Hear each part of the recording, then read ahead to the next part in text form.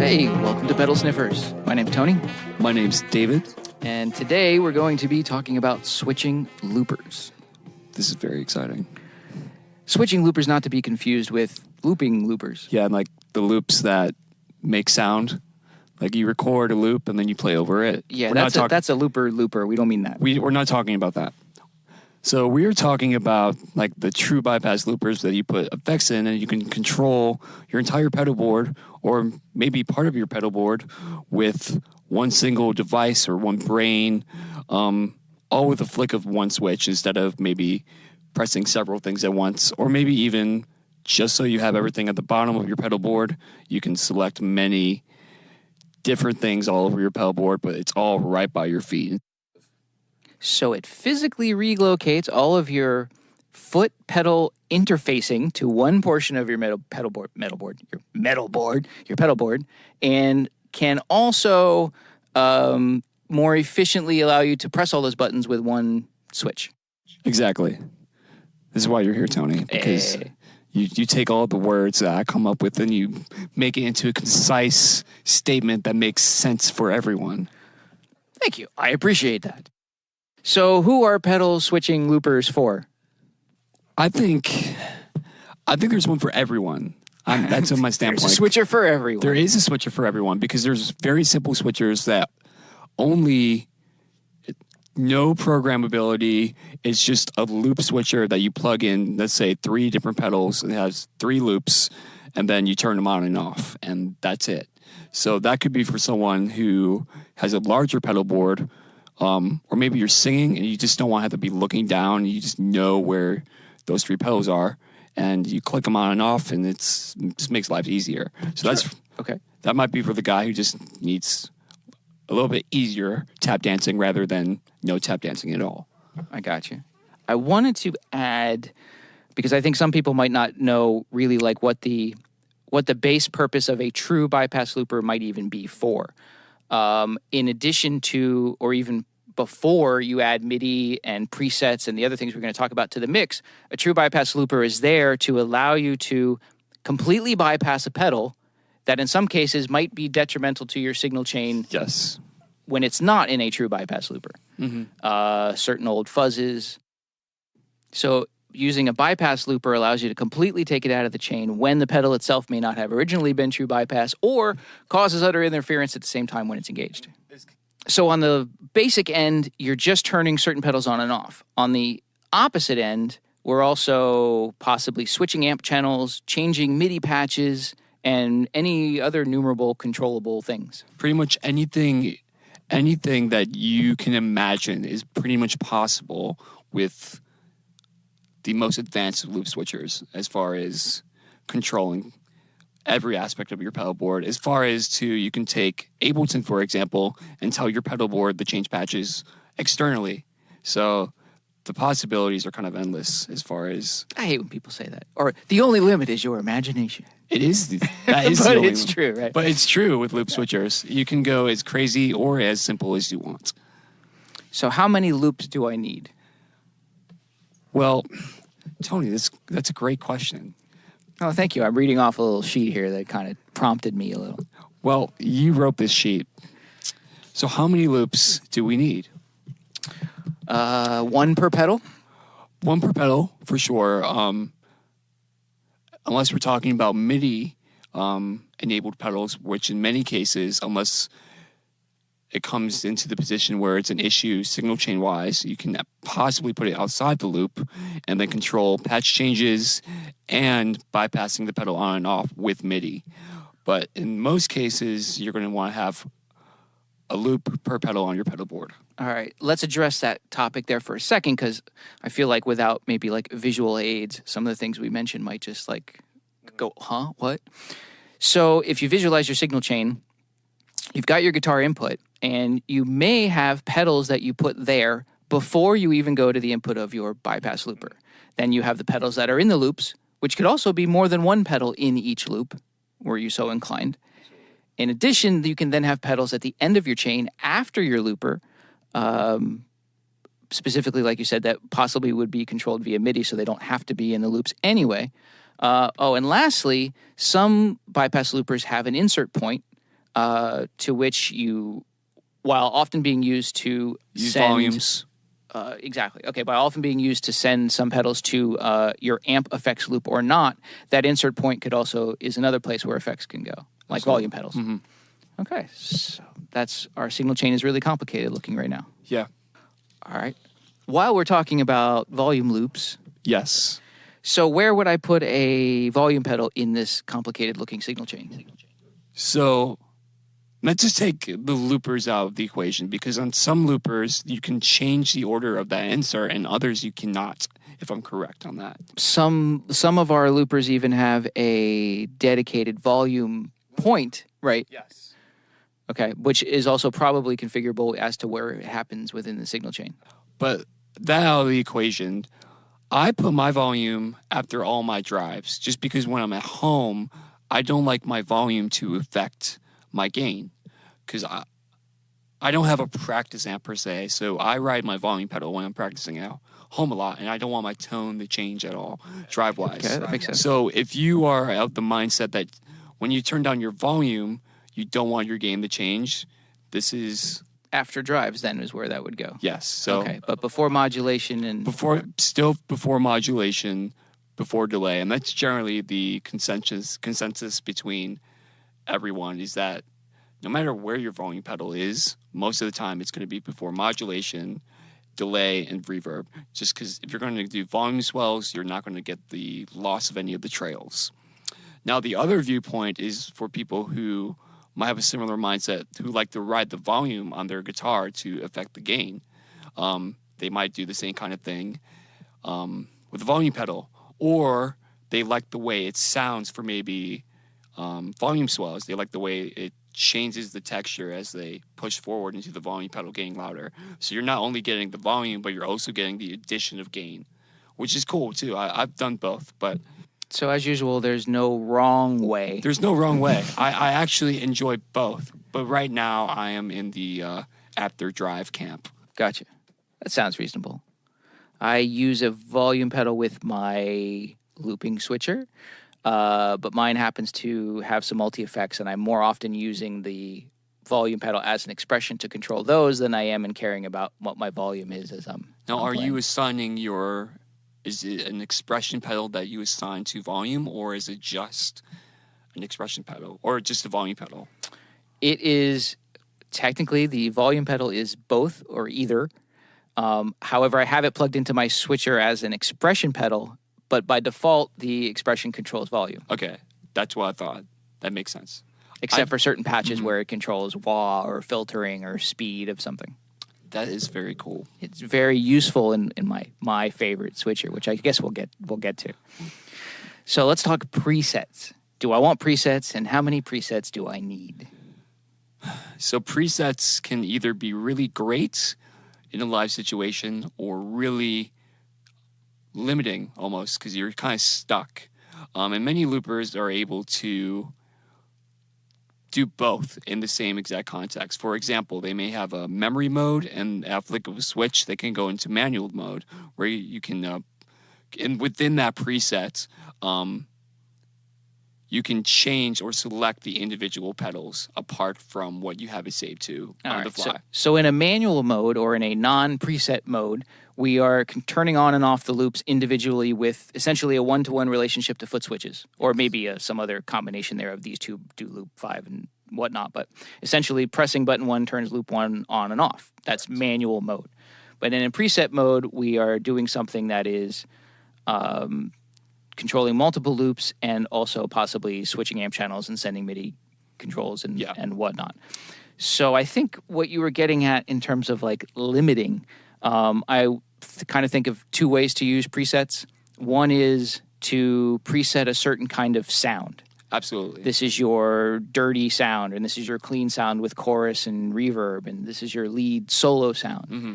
And that way you're only switching between presets when you need to change the way something sounds. It's a universal tone that you're going to use for most of the context of whatever you may be playing. You just kind of set up your rig to be like, this is this, this is that. Right.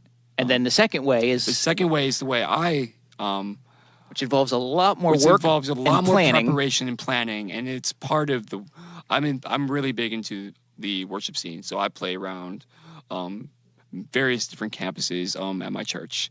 So if you're familiar at all with praise and worship music, it's very structured, and there's a lot happening effects-wise, and there's a lot of changes, and there's a lot of many tonal variations that need to change on the fly, and it can be hectic without a loop switcher. So this is when the presets come in, where I can have my ES8, which is the loop switcher I use, to be bank specific, and then within each bank I have 8 presets, and I basically set up the presets to go from verse, chorus, verse 2, bridge, and then it's a linear progression. Okay, so you are using presets on a song basis, but also within songs. Within songs, So a correct. bank may be a song set for you, and the presets within that bank are the individual parts of the song you need that looper for. Absolutely. So in the latter case, you obviously need a lot more presets. Very true. Well, most people would. Yes. Especially if you're using them in this bank kind of sub-preset way that you are, where you're using individual presets for parts of songs, then you need even more. Yeah, I'm probably using, we have a set of 5 songs. I'm probably using anywhere from 20 to 30 presets in the set. Okay. So you don't need a ton, but again, beyond that is if you want to save them, you kind of do. All right. Now, I would say I'm probably more in the former camp, where my presets are really based around the different sounds that I use. And let's see, right now probably use no more than 10. Absolutely. And then when I'm not doing the praise and worship gig stuff, I am pretty much in the same boat as you. I have a few banks saved for just sounds to jam at home. Or if I'm just playing rhythm in a set, it's pretty much the same thing throughout. I have a couple basic rhythm patches, and I just tap in my delays as they come.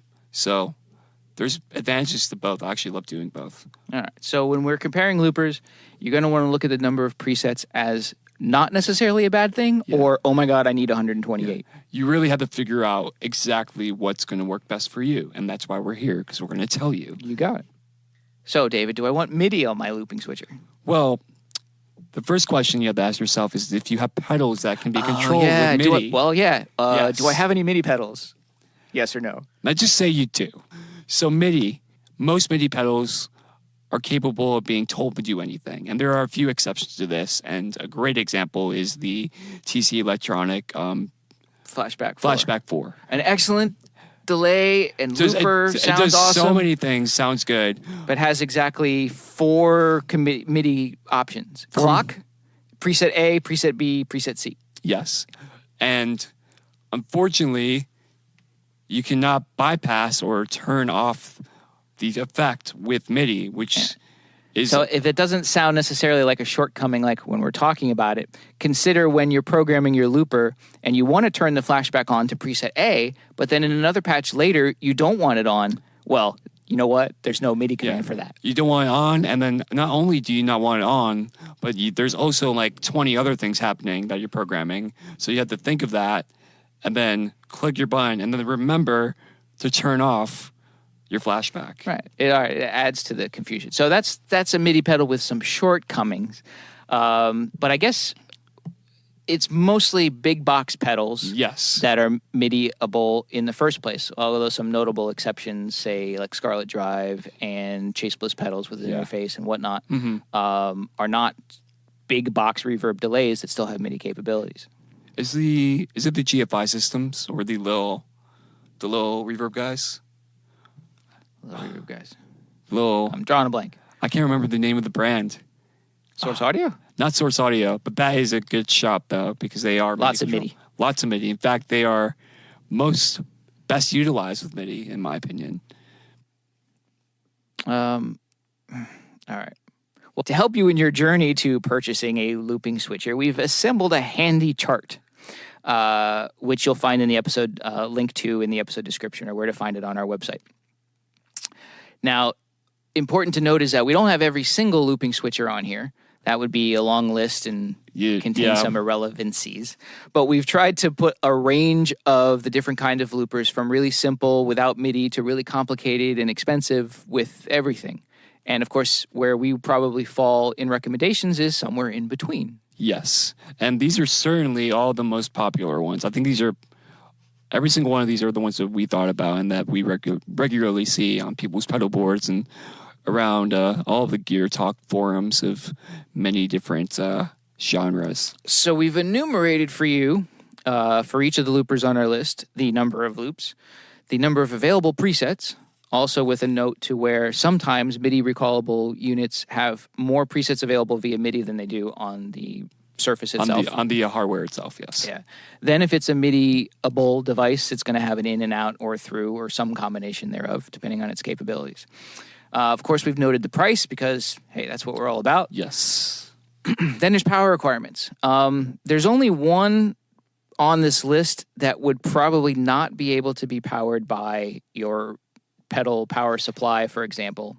And that's one that requires some 650 milliamps, which I can't think of any pedal power supply that does that much, unless you current doubled two 500 outputs from a Strymon or other supply that did 500 milliamp outputs. You're not going to get 650 from anything. But power is a concern. I wouldn't put too much importance on it in here because they're all going to get powered regardless. But if you're trying to find something that fits within your existing power supply, it's good to know.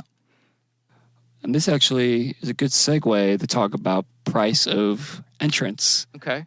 Your entry level pricing, I forgot about the economies of adding a looping switcher. Like, apart from the loop switcher, once you figure out how many loops you want, you need cable. Twice as many cables. And if you're anything like me or Tony with a fairly large pedal board, this can be a significant financial sacrifice. You're right. So there's the cost of the looper plus the additional cables required to connect your pedals to that looper. You're going to need twice as many as you already have. Mm-hmm.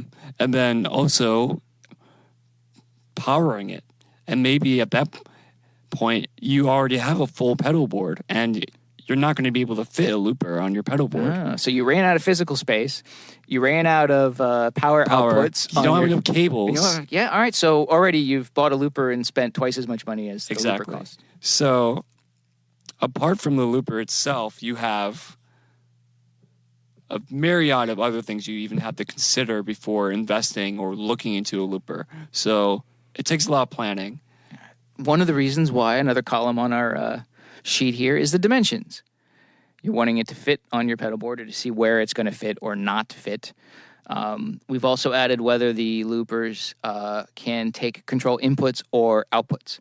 Those are for additional foot switches for various functions, for adding volume or expression pedals, and the outputs are used to control amp switching or anything else that can be controlled by like amp switch type quarter-inch TRS or quarter-inch.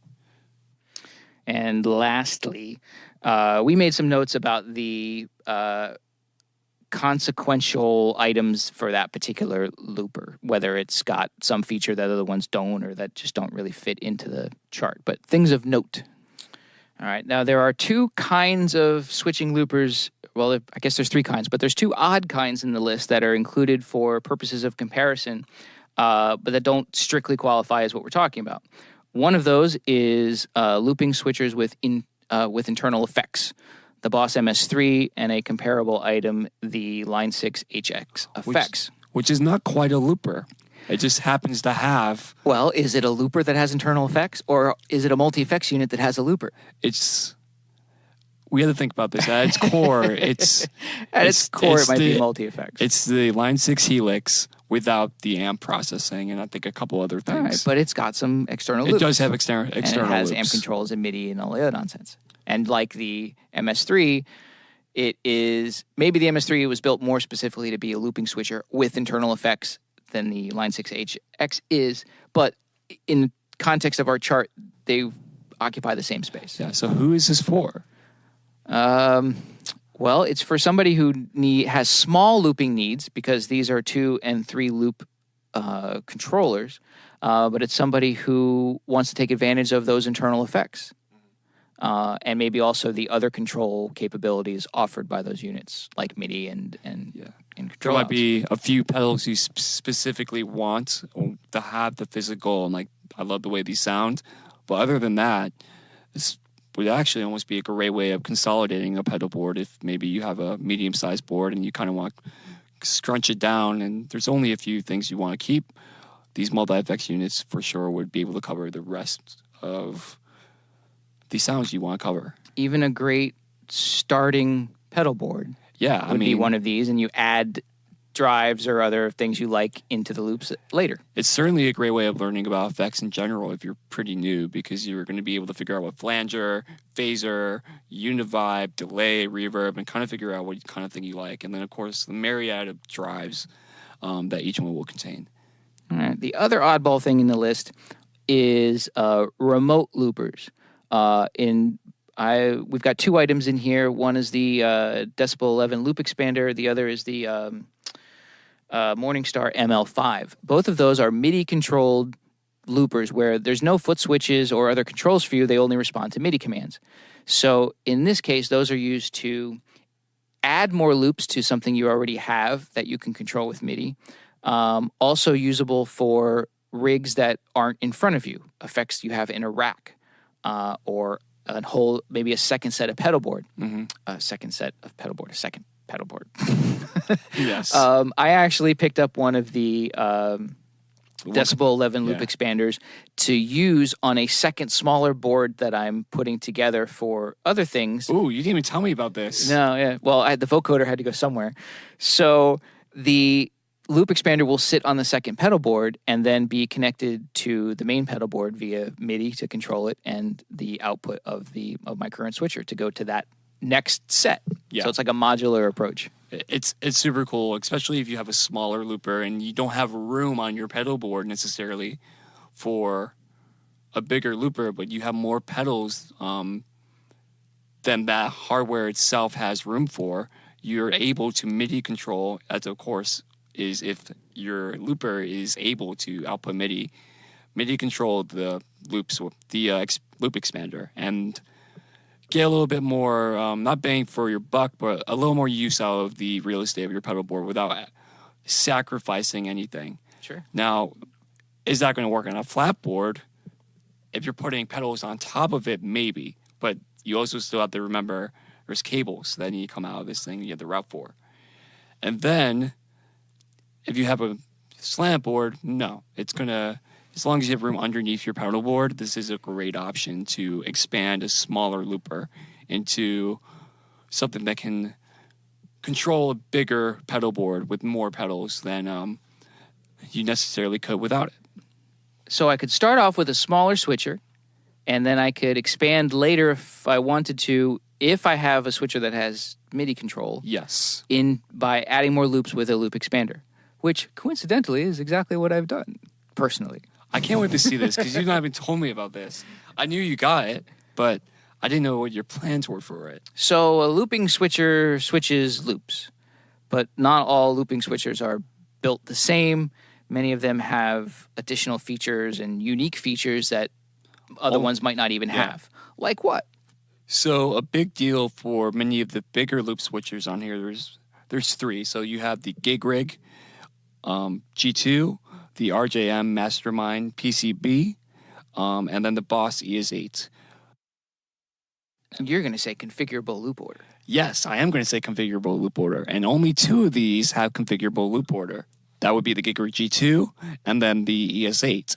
And so what does that mean, David? Why would I want to configure my loop order? So this comes in handy so many times for not only utilitarian reasons, but also it expands your range of presets that you can make different sounds with. So what configurable loop order is, it allows you to change the order of the loops. So normally, if I have loops 1 through 8, my signal goes through loop 1, then 2, then 3, then 4, then 8, and then comes out. Yeah, so it's just like you would be if you didn't have a loop switcher. That's the order of the pedals. So with the configurable loop order, you're not restricted to that. You're able to move them in whatever way you like. So you can change the way you're stacking your overdrives. Yes. You can change your fuzz into reverb or your reverb into your fuzz. Yeah. And it also allows, again, for you to arrange your pedal board whatever way, because you're not restricted by this pedal has to go here and then by cable length or by size. Cable length or size. It just allows for more configurability and a little bit easier to move things. And then a great example of why this is useful is I recently took an octave pedal off my pedal board and put in a fuzz. And it was in loop 6. And I had my octave in that exact order. 1 through 6, it was in loop 6, the 6th pedal in the chain. And I do not want my fuzz pedal to be after all my drives. I would like it to be in front of all my drives. Hey, configurable loop order to the rescue. Exactly. So this made it super easy just to be like, okay, put this here, and then boom, you're good.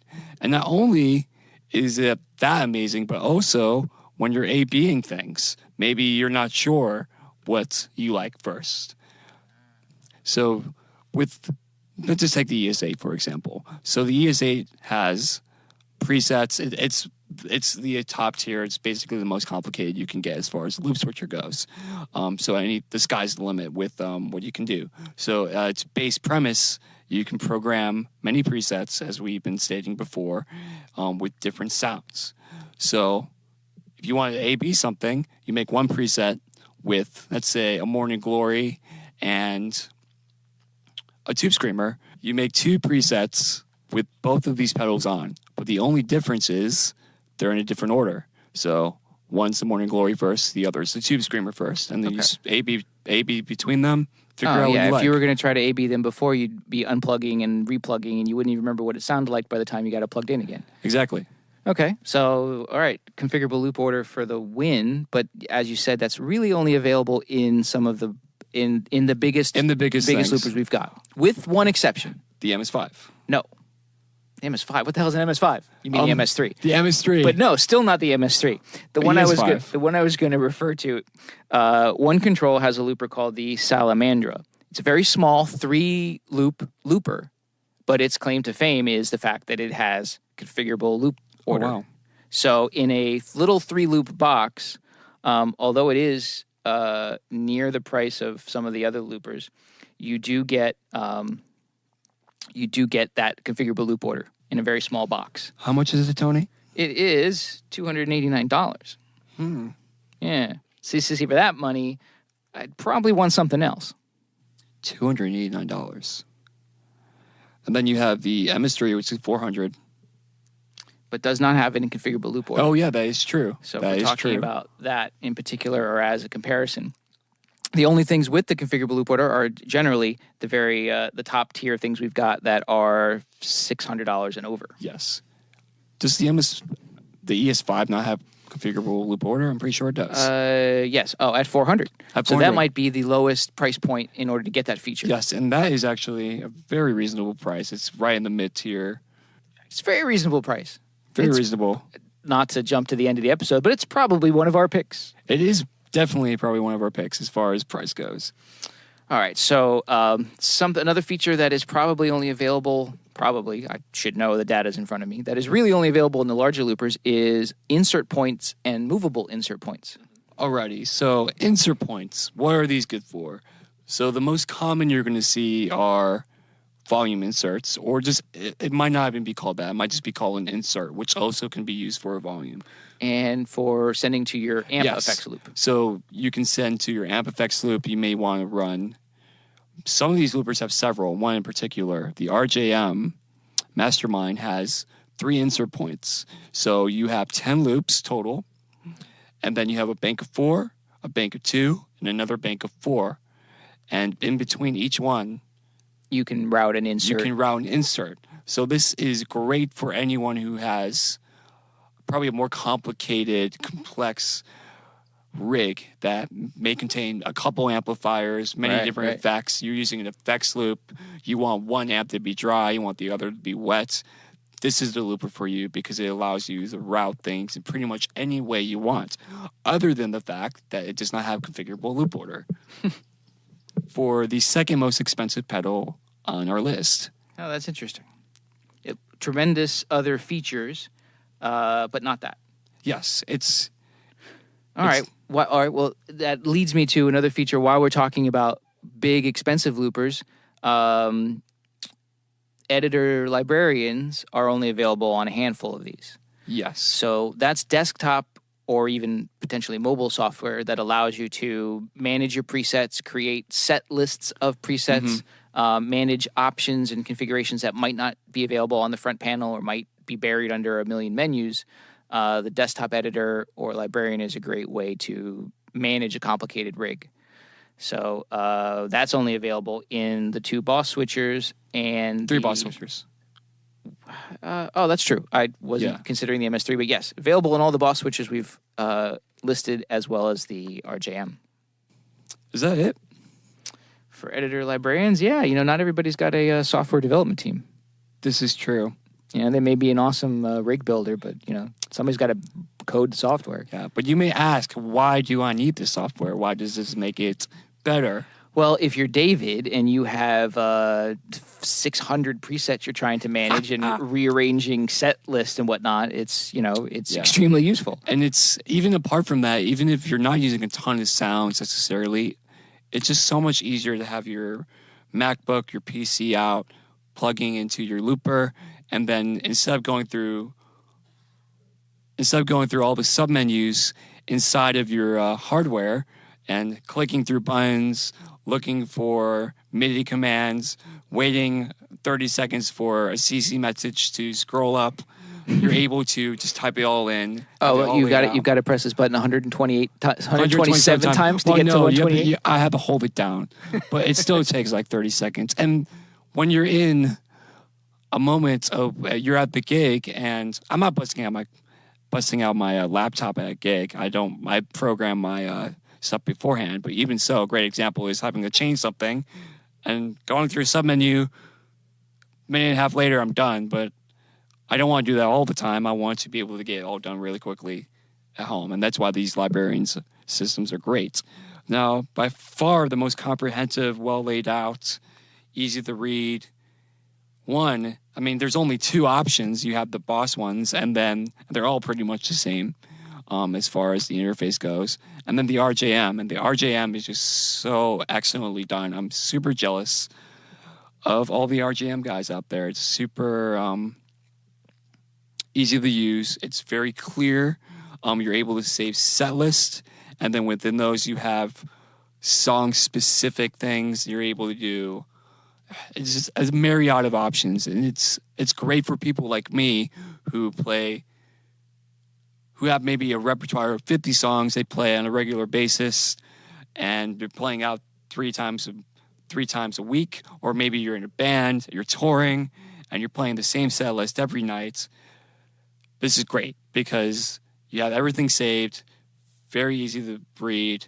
You're able to go through them when you're programming it, and you don't lose things. It's the best thing ever. I'd say on the flip side of that, and I am using Boss MS3, which is a relatively small looper, but also has the editor librarian available. And in my case, while I have a small board with a small looper, I have several MIDI pedals. And that's where the editor librarian comes in handy for me is like you said, trying to control those, change those messages, set those values. The MIDI things in particular tend to be buried under submenu. Yeah, and it's not too bad, but saving that extra time is very nice. All right, so that's an excellent feature.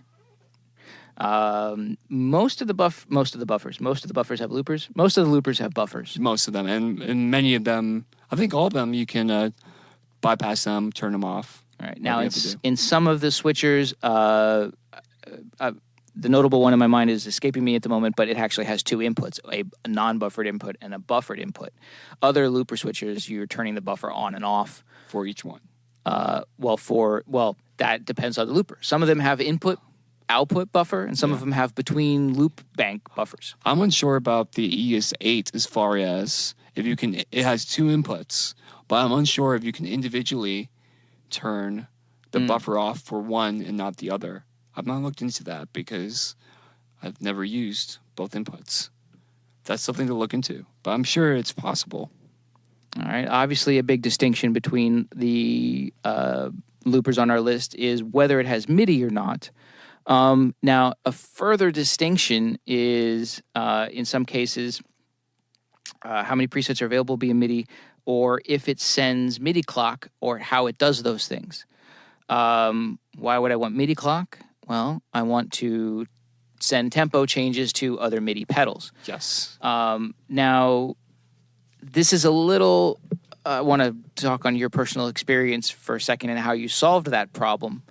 But what exactly was it that your ES8 couldn't do related to some of the pedals on your board? So the basis of the entire scenario is that my ES8 will not send, or any ES8 will not send, tap tempo via TRS to your strum. Oh, okay. Well, so your problem was not that the MIDI ES8 couldn't send tap tempo, it's that it only sends it over MIDI. It does send tap tempo, but not via, it does not send the right type of message or the right kind of latching feature to a TRS equipped Strymon tap tempo input. Well, but I was under the impression it didn't send any tap tempo at all that wasn't via MIDI.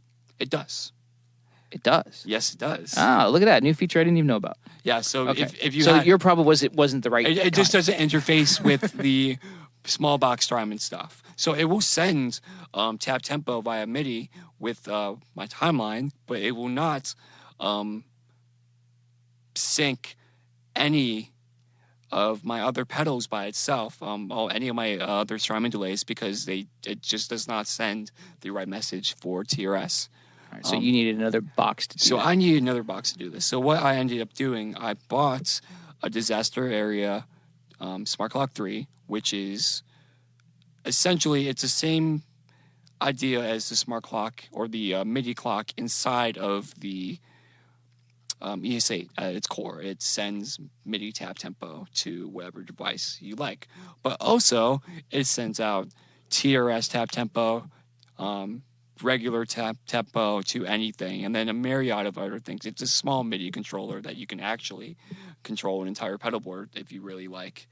That aside, I ended up using that to sync my tempos of my Strymon Dig and my LCAP.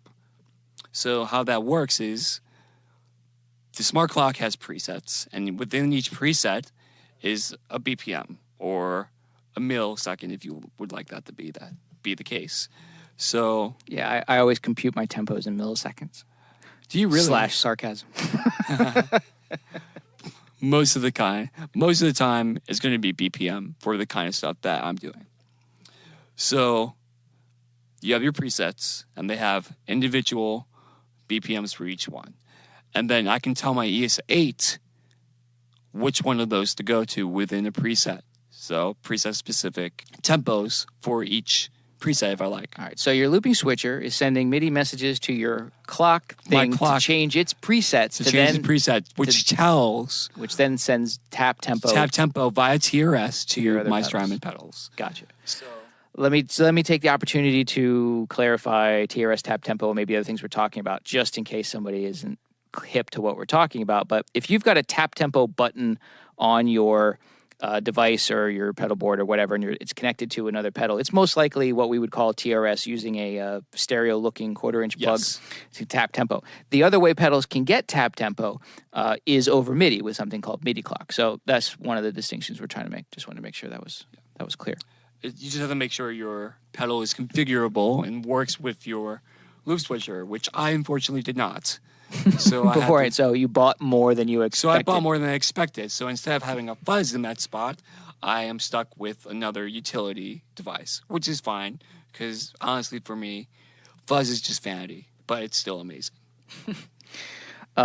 Sort of related to configurable loop order and movable inserts points, just to call out the Gig Rig Quartermaster range of switchers, is they have something called flip-flop mode. Yes. This is otherwise a very basic switcher, but flip-flop mode lets one button toggle between two loops. So essentially a really easy A-B mode or a really quick kind of second layer switching option. And there's really no other looper here that has something like a flip-flop built in besides that particular series. Yeah, so on the more basic loopers, for example, like the Walrus Transits, you click one button It's like having a bunch of pedals on the bottom of your board. You bypass it, you turn it off, and they don't all go on or off at once. So you have to individually select each one. So if you wanted to turn on 2 pedals, you have to click the loops for each pedal. Or if one's off and one's on, you hit both switches with your foot. Exactly. That's now, a flip-flop. Why is the gig rig or not the gig rig, the Quartermaster so awesome for this? Is because it eliminates that and allows you to, instead of having to click 2 buttons, you can click 1. It doesn't go much beyond that because you're still limited by the fact it's not MIDI, not preset based, but it's kind of diving into some of the capabilities of those while still retaining the small size and affordability, I guess, of the smaller loopers. That being said, they're not super expensive, but for what it is, they're not that affordable, are they? We were talking about MIDI switchers and remote loopers and how you might use those together. Another feature to call out is whether the looping switcher is linkable or pairable in a sense. In particular, the One Loop Crocodile has a jack dedicated for this purpose, where a second unit remotely located you can send presets to it and have it do its own thing, or it can essentially be a slave to the original unit and control other things in the back rack as opposed to on the floor in front of you. When you think of it that way, then you also open up the possibility of using something like that on your back rack, but then having just a simple MIDI controller as your only pedal board.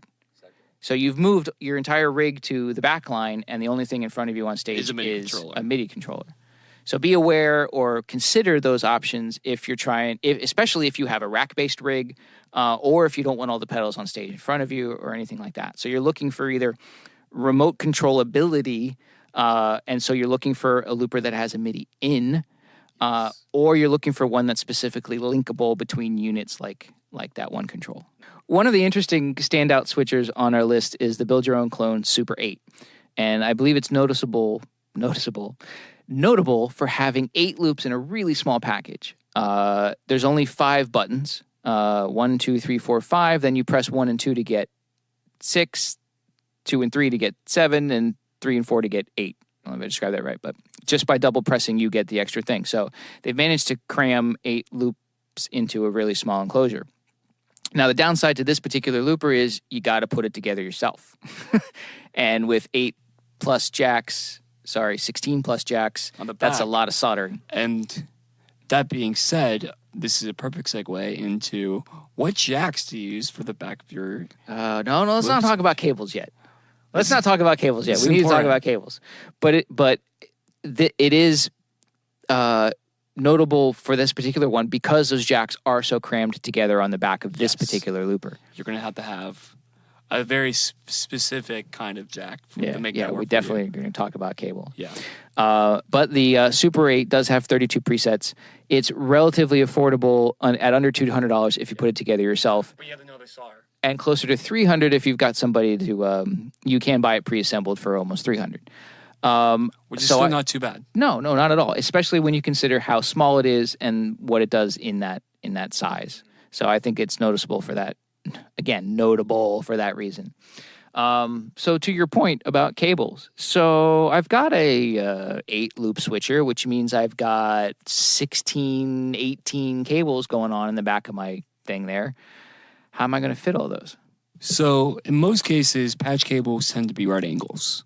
The bulky ones, so let's say the MXR pancake ones, even just your regular, I don't even know what brand they are, but the chunky right angle 6-inch patch cables. Yeah.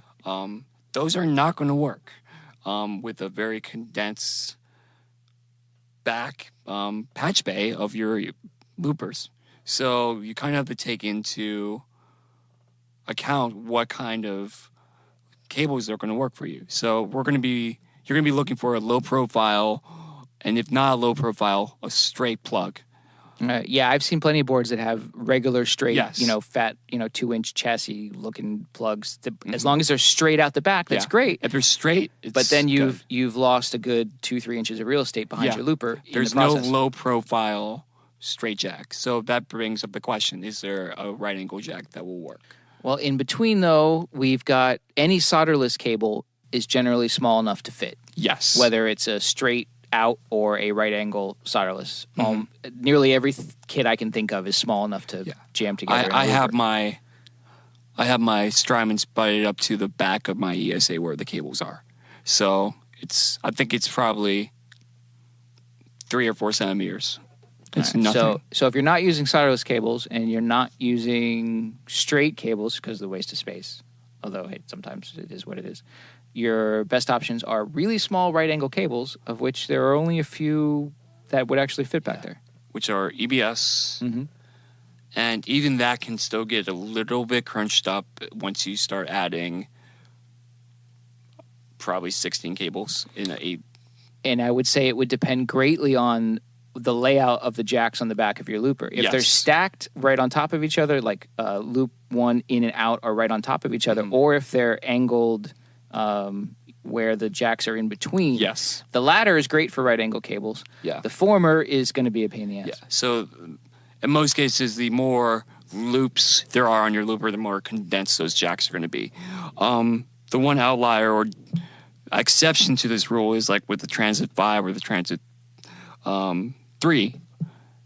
They're just across. They're straight across. They're straight across. There's a lot of room on the. There's a lot of room. Unit. So in that case, you can get away with using pretty much any normal patch cable as long as it reaches to the pedal and back to the looper. All right. On my MS3, where many of the jacks are pretty close together but not stacked, the EBS cables work great because I have enough room to let them sit angled all the way across. And I'm using Evidence Audio SIS with every single patch cable, and they work really great. It can get a little crunched up, but it will work. You just have to figure out your way around it, make sure the cables are routed nicely, and it will work. So just find a low-profile cable with those the very condensed patch bays on the back of the loopers.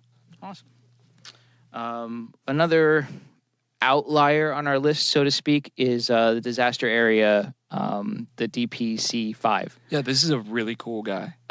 Relatively small at 5 loops, but contains built in the smart clock to which we alluded earlier. So if you are like me and you have several Strymon devices that you want to send tab tempo to, or maybe even send some sort of control message to, which they will also take. The ES5, which is in the same exact price market as this at $400, will not do that for you, unfortunately. But the DMC will. So if you have any kind of Strymon, anything on your board, I highly recommend that you go with the DMC just because it's going to interface with your pedal board a lot easier. Another feature in that same switcher, the DPC-5, is a smart jack, what they call a smart jack. So important to note that not all MIDI pedals have a 5-pin MIDI connector. Some of them use a TRS jack. Chase Bliss. And Empress. And there's probably might be some more, yeah. There's probably some others we can't think of. Actually, I think Maris. Yes, also. Yes. And in that case, you need a translator box if all you have available to control them with is a 5-pin MIDI connector, which all of these switchers do, with the exception of this DPC, which has a smart jack, which allows you to control those pedals via MIDI without a converter box. Note the converter box is probably around $50, so factor that into, I'm thinking of the Empress MIDI box, for example, which I think is $49. So factor that into your calculations when you're adding I think up your Alexander costs. makes one. I also believe you are correct. Yeah, there's many options. It's very likely Disaster Area makes one because they put it into this switcher. Yes. Something else that's notable on the a couple of switchers we have from One Control is that some of their basic loopers have DC outputs on the back to power your pedals. This is, I guess, in our world, is it really a feature? It's almost a downfall. Like, you kind of wanted to avoid it. Right.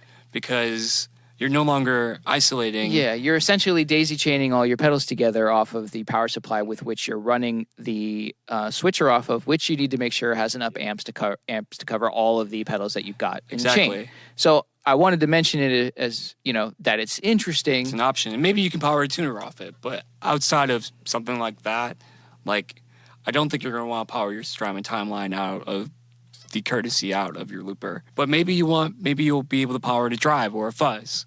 All right. Now, we've talked about how size plays into if you could fit a looping switcher on your board at all right now, Yeah. or how much real estate you're going to have to dedicate it to it. So to kind of start that topic, I wanted to make note to one of the ones we haven't mentioned at all before, which is the Voodoo Lab PX8 Plus.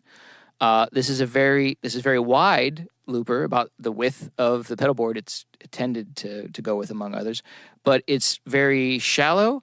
And it's intended to be at the very, very front of your board. I believe it's not even 2 inches deep. Mm-hmm. And if you decide to go entirely Voodoo and get the pedal board that was made to work with the PX8 Plus, it actually screws to the front of your pedal board and doesn't take up any board real estate at all. This is a great option in my mind, specifically for that reason. The way it fits on the pedal board. It's also relatively inexpensive and does presets and MIDI capabilities, which is an awesome thing. It's the only thing it's not lacking, I would say, at that price point is any amp control switching. Yeah, there's no control out. So you need to add another strictly MIDI, unless your amp takes MIDI, and then in that case it will. Then you're golden. Yes. So that would be a good pick. On the other side of that are the RJ4, the Gig Rig, and the Boss ES8 are relative monsters. Yes, and they actually vary in price quite a bit. So the ES8 is $700, and then the Gig Rig is $1,100.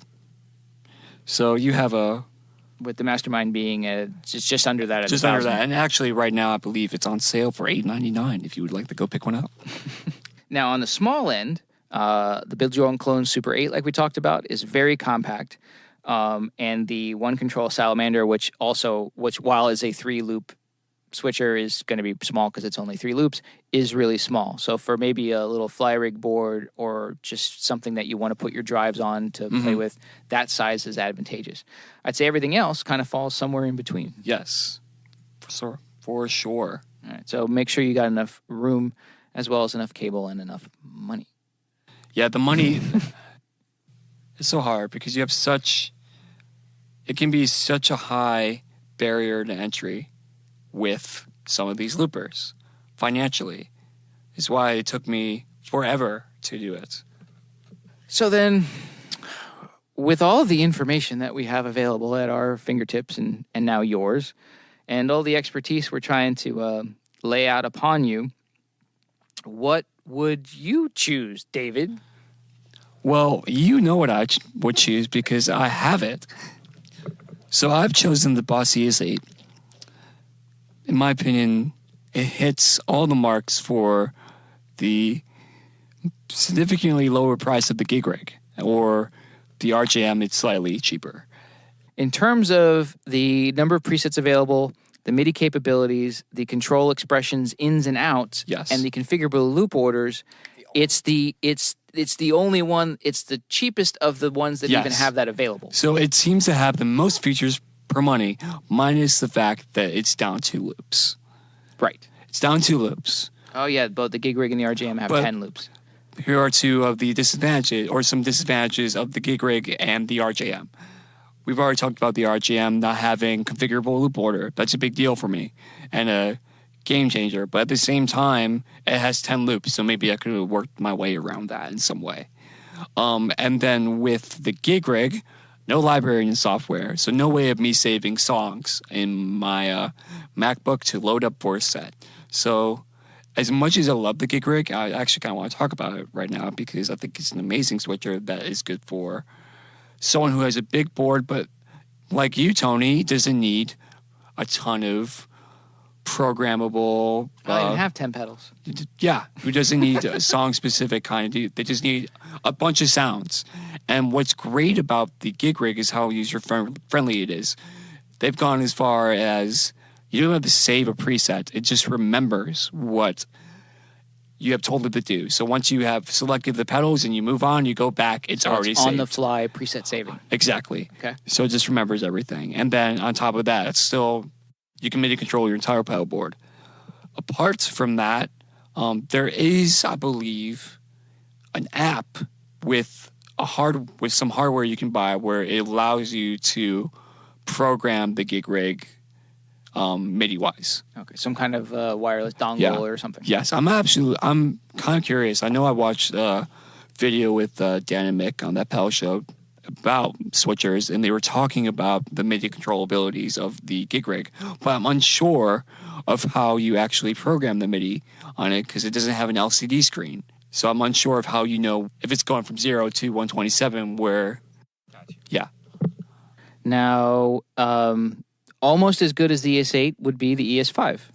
Yes. In fact, it's only less expensive and lesser numbers of most of the features. Yeah. Lesser presets, lesser control outputs. Doesn't have a and volume inputs, insert. and does not have a volume insert. Mm-hmm. But otherwise is a pretty good value for what it is. Extremely so. Okay. And the advantage of the ES8 is that over the ES5 is just purely it has more. So if you need more, get the ES5. And in my opinion, it's slightly easier function-wise from going from preset to preset as it has a dedicated bank up and bank down. Gives you extra buttons. Yeah, it's just a little bit more user-friendly as far as banking through your presets. All right, at the same time, you need to be prepared to give up that real estate because it's markedly bigger. Yes, I have a 28 by 16 board, which is a mammoth, and my pedal board weighs almost 60 pounds, and I'm hauling that around 2 to 3 times a week. But it has wheels, so it's worth it, and it's a ton of fun. All right, so here, one of the loopers we haven't talked about at all that's on our list, but probably, I mean, it's notable, but it also has a lot of downsides, and that would be the Carl Martin OctaSwitch. I have a feeling you're going to say that. While it's not outrageously expensive, although it kind of is for what it does, or what it doesn't do, it's very large for what it does. Is it bigger than the ES8? And very large for what it doesn't do. No MIDI, right? No MIDI, no presets. Well, let's call them mechanical presets. It's a mechanical preset. The OctaSwitch is unique. Okay, it's the thing that makes it unique, and the thing that is its downfall is also its greatest advantage. It's stupidly simple to program. Yes. Because each preset foot switch has 8 little switches to control which loops are on for that switch. Yeah, it's not dissimilar to the way a Chase Bliss pedal looks on the back. There's no menu. There's no presets that you've got to menu with and save and whatever. You flip switches and you're done. Yeah, this is for anyone who wants a big switcher but doesn't want all the fuss and just wants to be like, okay, these loops are on, these ones are off, I'm good. So this is also for people like Tony who just want certain sounds. It has eight loops. So it's you have 8 sounds. OctaSwitch 8 loop. Octa. I didn't even. But I feel like it's also ginormous for what it does. It's extremely large, and as we have already pointed out, you have what is that guy called? The Super 8? The Super 8, which will do the same thing for you. It's probably a quarter of the size. Quarter of the size, and you can do the same exact thing, but not only the same exact thing, you can do more. So, something to note. So, as far as functionality and practicality, this would be a big no for me, unless you like the interface and it's just your thing. Yeah, I feel like for some people it'd be like that. Now, the other ones that we didn't mention that you might, if you're following along at home and you're looking at our list, we haven't really talked about the Decibel 11 at all, except for the loop expander that was alluded to earlier. One of the reasons I wanted to include these on the list is because they're extremely reasonable values right now. Even at their regular price, they were pretty well priced, but they've been on some quote unquote clearance for the last year or so, and they're extremely affordable. The only downside would be that there are only 4 loops. The pedal palette and the switch doctor are both 4-loop switchers, but are available now at around $150. Which is incredible. And there's nothing else on our list that has those capabilities at that price point at all. So if you're on a strict budget, but you still want some form of loop switching, and they are programmable, right? Yeah, and you're getting MIDI. This is probably for you. Apart from all the cables you're going to buy, but that you can get cheap cables. Yeah. So as an extraordinary value, I wanted to make note of the Decibel 11 options. Absolutely. We did mention the Gig Rig Quartermasters before, which are otherwise extremely basic loopers. Very beautiful, though. They are very nice. It's actually probably my favorite small looper. I'm biased, though. But at the And same you have- time, they're kind of hard to obtain because there's no... This is with all the Gig Rig stuff. There's no American dealers. I think it's all direct. So you have to go. In case y'all didn't know, Dan at the Gig Rig is based out of England. So if you want to order any of their products, you have to go through their website. So you get something shipped from England. So you're paying taxes. You're paying in pounds. So it's going to cost more than it is at face value just for the looper. So that's something to keep in mind. Is it worth it? Maybe. And I would say the only sexier looking one on there besides the Quartermasters, which are really nicely done, is probably the ML5 from Morningstar. That's a very beautiful, shiny unit. Yeah, I would definitely get a Quartermaster just because of how good it looks, and it's for the simple looper. It's by far the best featured. I would agree. Well, now I might not agree, except for why haven't we talked about the Joyo PXL, the Live and the Pro, one with MIDI, one without? Because it's Joyo, and we're 8 loopers. Come on now, what's wrong with Joyo? We're pedal sniffers. We don't like Joyo by our nature, but at the same time, I've seen a lot of these, and people love them. Yeah, they're at a very good price point. At $220, you've got a MIDI capable 8-loop switcher, which is that the best bang for your buck for a MIDI capable 8-loop switcher we have on the list? I suppose. It certainly looks like it. So again, for the budget-friendly folks out there, this is the looper for you. The other one control switching loopers of note, the Agamede, that's probably not right at all, and the Camelio, which sounds much more right, are the switchers I alluded to earlier with the built-in DC outputs that we would probably recommend you don't use. Yes. But these are of note for that. And the presets available, but they really sit in the middle of the road in terms of features per dollar, so they're not a direct to recommend. One thing on the Joyo, their footprint, they are extremely skinny. They're same form factor as the Voodoo. Yes. Wide, but very thin. So they're designed to stay on the bottom of your board, right by your feet. Everything else on top. So they are very... pedalboard real estate's expensive and valuable. So these are good. If you have a full pedal board right now, is that going to help you? No. But it's going to save you a little bit of money when moving up a size. Gotcha. So we've pretty much hit everything in the list. I'll just jump back to the Line 6 HX for a second, because while it's not strictly a looping switcher, it's more a multi-effects unit with loops. I wanted a comparison in there, for example, towards the Boss MS3. But we've essentially addressed each one so far. We've basically given you our top pick for the top-end looper. So you got a big, complicated rig. Our choice is most likely going to be the ES8. Just because feature set, price-wise, you're not at a disadvantage sound quality-wise. It's a mass-producing big corporate company, so they can just make things for cheaper than Dan can, who's pretty much all by himself at the Gig Rig. Or the economies of scale of Boss are hard to ignore. Yeah, they're going to be... It's impossible, and you know it's going to be rock solid. It's going to work because it's Boss. It just works, and there's no fuss. I've never had an issue with it. It's been nearly 6 months, actually. And it's even compared to the other expensive switches we've got, it's probably the most interfaceable in the fact that it has 6 control outs, 2 expression outs, and 4 inputs that can be expression or foot switches. Yes, and none of the other ones have nearly that many options. So if you got this big complicated rig and we've pretty much chosen the ES8 for you, what, however, or if you've got a lot of stereo pedals? Now, one way to combat that is to put your stereo pedals outside the looper and after the looper. Which is what I'm doing right now, just because I don't really need my stereo pedals in the loop because they can be controlled all via MIDI. Right. And they just so happen to be reverb, delay, and then apart from my tremolo, which is not MIDI controllable, you're able to control with MIDI, and it's just coincidentally in the right order anyway, and they're not ever going to change.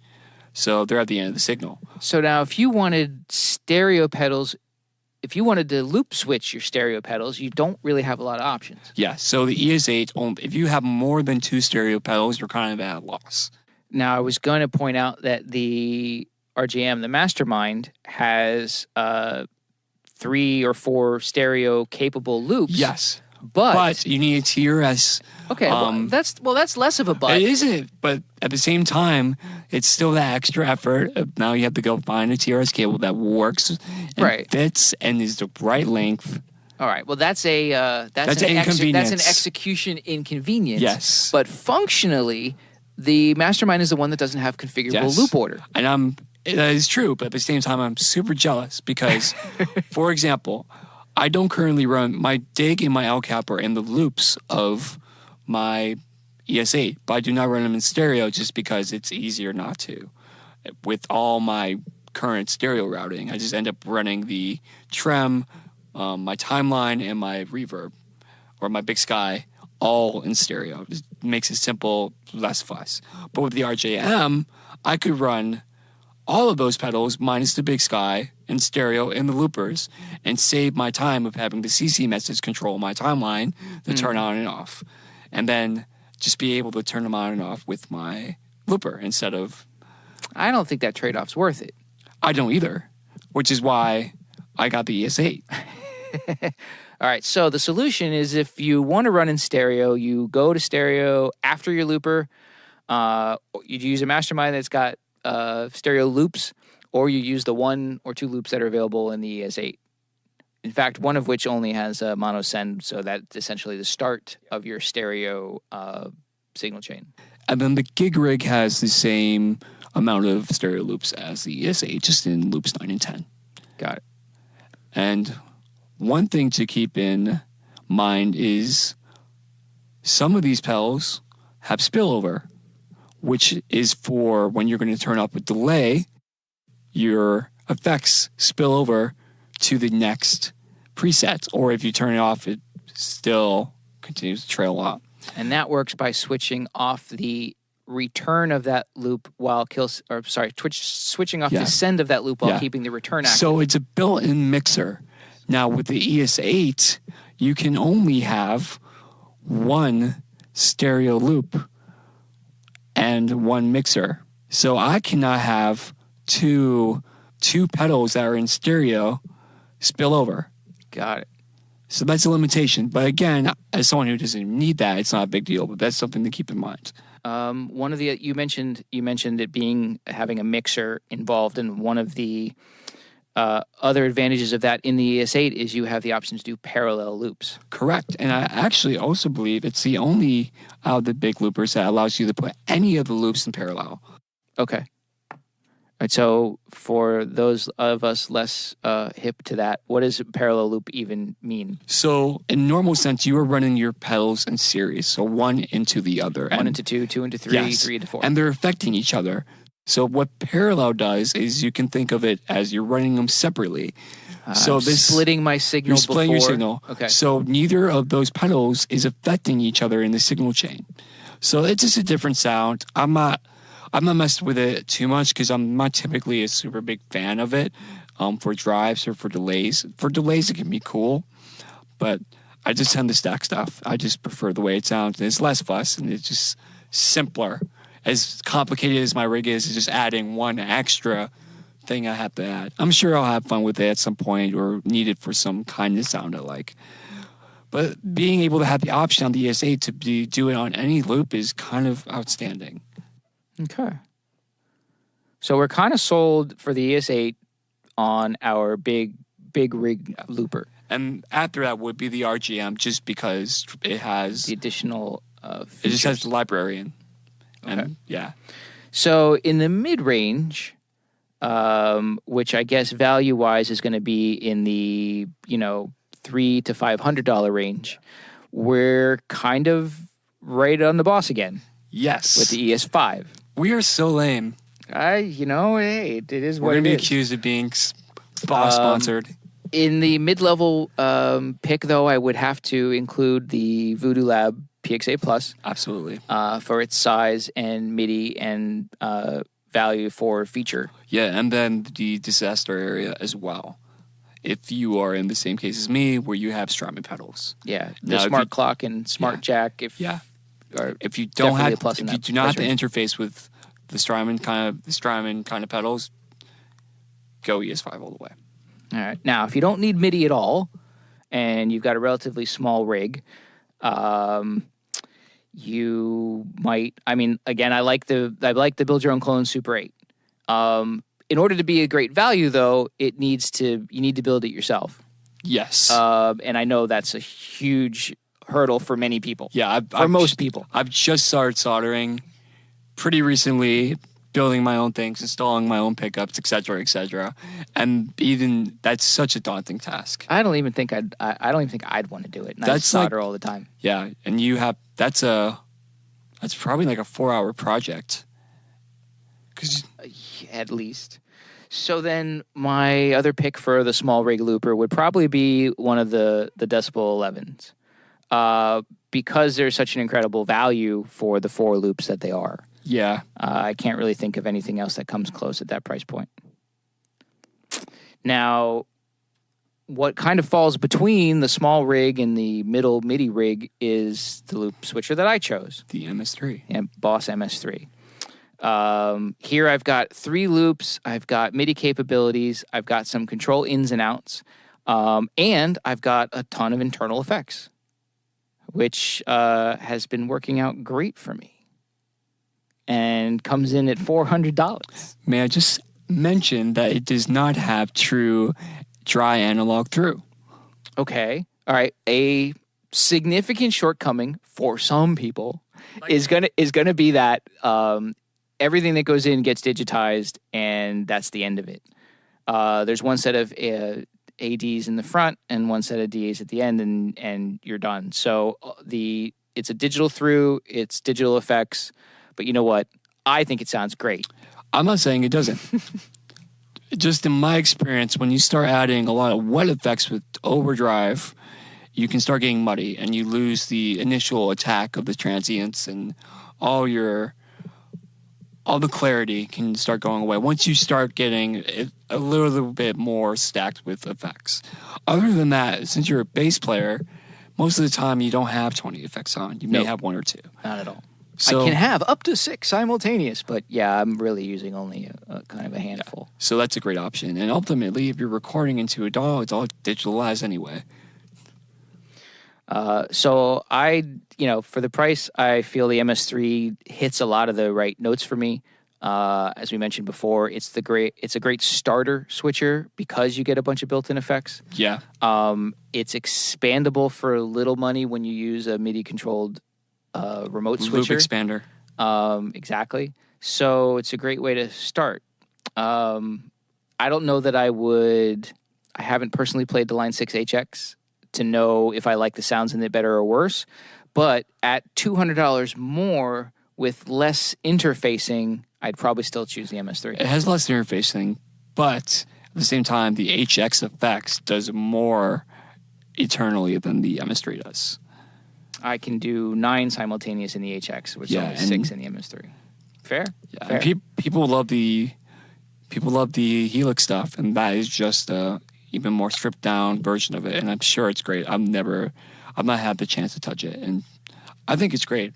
I honestly would probably go with the HX effects just because I'm curious, and at that point, I'm not sure. Once I get into the multi-effects area, I'm not sure how many loops I actually want, or if I'm going to be super into loops. So maybe only having 2 loops for a couple drives is not a big deal. All right, so let's recap the considerations that you need to keep in mind when you decide on whether you want one and which one you're going to get when you decide you do want one. Real estate. There's only so much size you have or that you have to make available. Absolutely. And do you have to pay more for a bigger board? And if that is the case, you have to prepare yourself for that. So think about how many loops you really need, which pedals you can put before or after your switching looper, and make considerations for whether you need to get a larger board in the process, or you're trying to squeeze your switcher onto the board you already have. Yeah, or maybe even be able to consolidate in the case of moving over to an MS3 or the HXFX. All right. So obviously, we know you're outlaying dollars or some country's currency for this unit, but you're also outlaying money for double the cable. At least double the cable. And possibly a bigger pedal board. Possibly a bigger power supply. Possibly a bigger power supply. Yeah, which I had to do all of. I had to add, not only did I didn't have to get a bigger power supply. I have a Voodoo Labs Mondo. I added another power supply to power my board. So that was another $160 down the drain for a loop switcher. Hey, not down the drain, just like added to your total cost of rigging. This is true. It's not down the drain. All right. Another major consideration, because it narrows or widens your choices, is whether or not you need a looping switcher with MIDI controls. Like we talked about up front, if you don't have any MIDI pedals, don't worry about it. Pretty cool. But if you plan to, you might want to account for that in your selection. There's a lot of fun and configurability and possibilities to be had with MIDI. It's daunting, but quite honestly, it's not that hard. No, it is relatively simple. I think we'll probably spend an episode covering that sometime soon. That would be really nerdy and hopefully not too boring to listen to. Be using a lot of numbers. Channels, presets, continuous controllers, program changes. So those are the major considerations that we've tried to enumerate for you on our list. They were the major factors in what led us to our own personal choices at relative opposite ends of the spectrum. Relative, but still in the same brand, interestingly enough. Yeah. Which is a valid point to be made about Boss, is that they kind of have a looper to cover all the ground to be had, other than the super small guys. A spreadsheet containing all the information we've talked about, the various looping switchers, is available on our website, pedalsniffers.com, where you'll also find pictures of mine and David's pedal boards, so that all of the reasons that or rationales that we've given you for why we've made choices may become more obviously apparent once you see the actual board. Yeah, that's the limit of this podcast, is you can't physically see. Look at these knobs. Look at these knobs. What knobs? I can only hear you. And with that, we'd like to thank you for listening all the way through the first episode of Pedal Sniffers. If you haven't made it this far, I am very excited, because you're our new best friend, really. You are our new best friend, and you are my personal best friend, because this is my first podcast that I personally have been on. And Tony, you're pretty much a veteran at this point. Podcast veteran. And why you are our host. Well, yeah, it is my first hosting job, so I'll give you that much. Yeah, I'm just a straight-up podcast noob, despite how many podcasts I do listen to. Chronically, yeah. All right, so until next time. I'm David. And I'm Tony. And we're the Pedal Sniffers.